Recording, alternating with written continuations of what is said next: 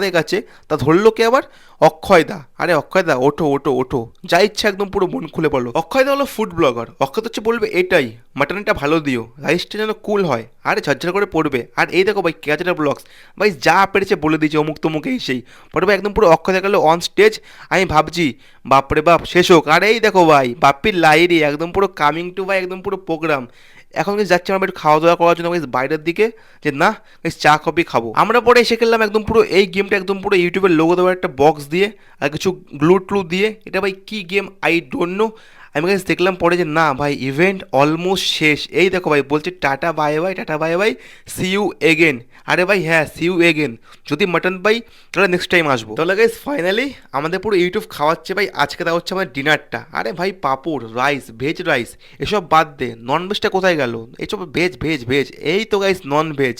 কি খাবো গাইস? ওই দেখো ভাই দেখা যাচ্ছে কোনায় মাটন।